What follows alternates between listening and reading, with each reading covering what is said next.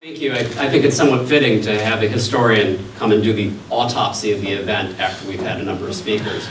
So in other words, we'll talk about what has happened and then use that to reason to what will happen. When I first started teaching history in 1997, I remember vividly thinking, if I could just get enough slides and overhead transparencies, I could really make this stuff come alive. The truth is that today, when I teach history, students bring their laptops to class. We're having a discussion, but it's a discussion that's very different from the kind that I had in my schooling. It's different because the students are drifting in and out. They're checking facts, taking notes, recording audio, and working collaboratively. The truth is that in 1997, it made great sense for me to be a lecturer, like I'm doing now, and to share information because I had privileged access to resources and information. I also had limited ways to share it with the kids. I had an information advantage. Today, exactly the opposite is true.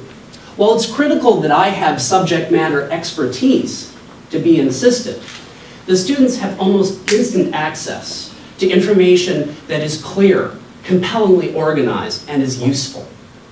The nature of teaching and learning has changed profoundly.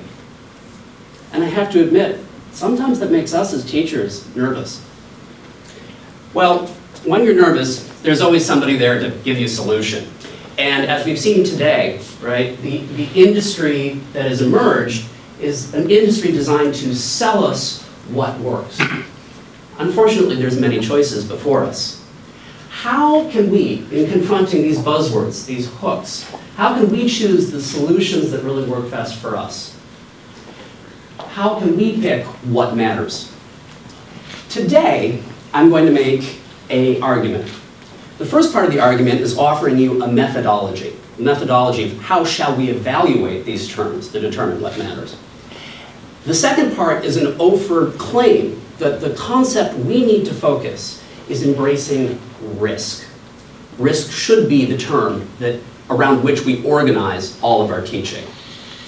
Now, since I am a historian, it shouldn't surprise you that I turn to the history of education reform to go determine what has happened in the past, what educational reforms stuck. It turns out that Dr. Hassam Simsek of the Middle East Technical University in Ankara, Turkey, has worked on exactly this issue. What is Dr. Simsek arguing? His claim is that if we look back at the history of education reform, we can discover two things. The first thing is that it's the industrial and technological base that determines which of the attempted reforms actually stuck. His second claim is that if we look at how those reforms occurred, they tended to occur in 50-year increments. Now, there's two implications that follow logically from this. The first implication is that educational reform is not somehow divorced from the underlying economic realities. Education reform serves those realities. The second implication that comes from this is that society is changing in 50-year units. Society changes in reaction to industry and education. So, do we believe Dr. Simsek? I happen to. If we look at the cycle that he identifies as our third cycle, which lasted from 1894 to 1945, so ending right at the end of World War II, he argues that, look, there is tremendous statism in education. Educational reformers sought standardized instruments for measuring students' achievement. They tended to stress norm reference grading, measuring kids relative to an entire population as opposed to individual accomplishment. Now, you can perhaps say that was an accident, but doesn't it have something to do with the economy of Carnegie, Rockefeller, and Mellon that preceded it? Or consider the last cycle that just ended in 1995. In it, privatization and decentralization in education produced similar reforms in education. I think it is stretching credibility to believe that the charter school movement dropped out of space, that it was a historical accident. I think it's pretty plain that our technological and educational base guides what is actually going to work in education reform. So, looking forward, where are we? I would argue that we are no longer in the age of the internet, that we are instead in the age of the 3D printer and garage band. And this causes a sea change in our world. In other words, if you can author it, and if you can produce it, and if you can market it, then you have literally become your own brand. We are personally commodified in ways that has Marx doing flips in his grave. What does this mean for education? What it means for education is that we need to avoid focusing on the industrial productive side of the equation, and instead shift our attention away from the overt signs of technology, the interface, the servers, to teaching the soft skills that will allow our students to successfully use those technologies and to survive the rigors of personal commodification. Now, we have to ask some hard questions of ourselves. All educational regimes teach an overt content and a latent content.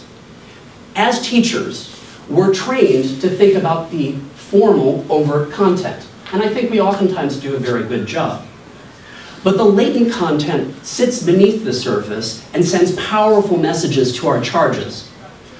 When we ask students to attend school at a bell, to complete routinized tasks, to take standardized instruments, we're sending profound messages about the virtues we value most. Compliance.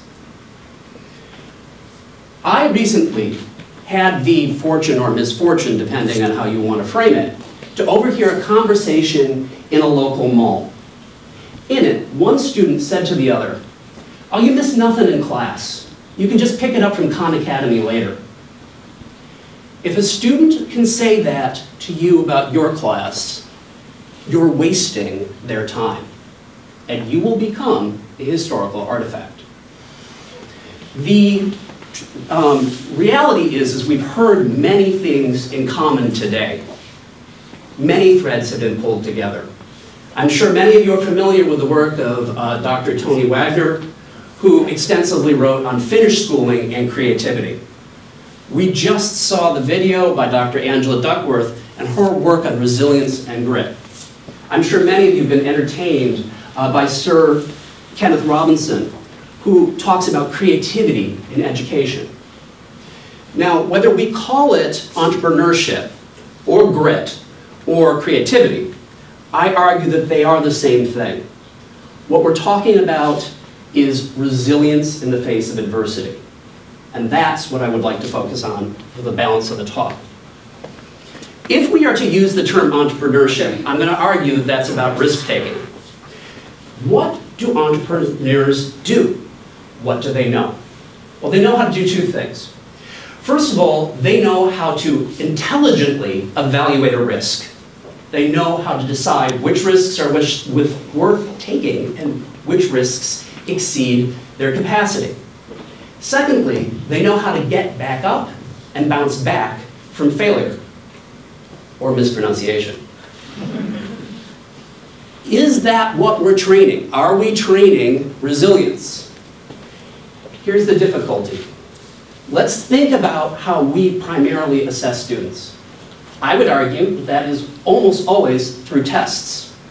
A test, by definition, is discrete, time-bound, private, and permanent.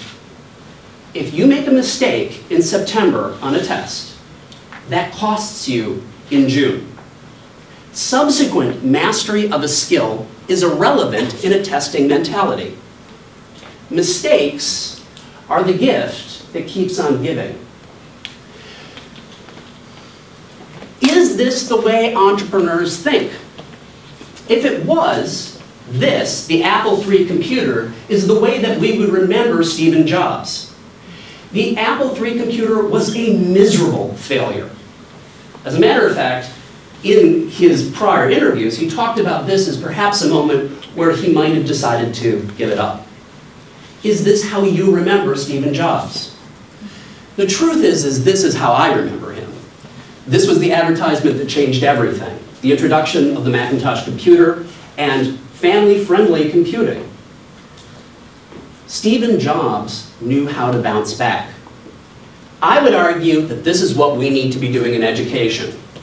We need to focus on the kinds of assessments that reward iteration, the capacity to try, fail, and reattempt. Direct instruction in how to fail well. Direct instruction in the emotional and affective components of realizing you will not always be perfect. Creating classrooms that stress the individual as a process in motion as opposed to a commodity that we will chunk out and have standardized and be able to sell.